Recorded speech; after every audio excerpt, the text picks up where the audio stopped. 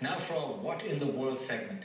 315 and 314 Percieved. It's now been 10 days since a lone gunman opened fire on moviegoers in Aurora, Colorado. The airwaves have been dominated by soul-searching. Most of the pundits have concluded that the main cause of this calamity is the dark, strange behavior of the gunman. Talking about anything else, they say, is silly. The New York Times' usually extremely wise columnist, David Brooks, explains that this is a problem of psychology, not sociology. At one level, this makes sense, of course, as the proximate cause, but really, it's questionable analysis. Think about this. Are there more lonely people in America compared with other countries? Are there, say, fewer depressed people in Asia and Europe?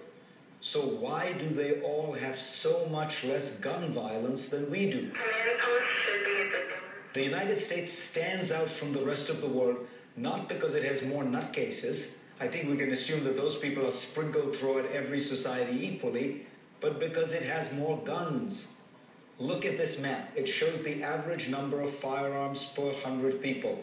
Most of the world is shaded light green. Those are the countries where there are between 0 and 10 guns per 100 citizens. In dark brown, you have countries with more than 70 guns per 100 people. The US is the only country in that category. In fact, the last global small arms survey showed there are 88 guns for every 100 Americans.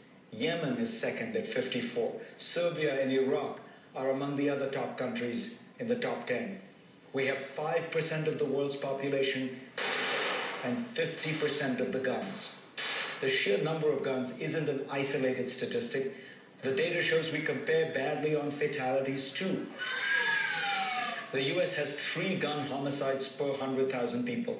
That's 4 times as many as Switzerland, 10 times as many as India, 20 times as many as Australia and England. Whatever you think of gun rights and gun control, the numbers don't flatter America. I saw an interesting graph in The Atlantic magazine. On a spectrum from yellow to red being the worst, it shows the number of gun-related deaths by state.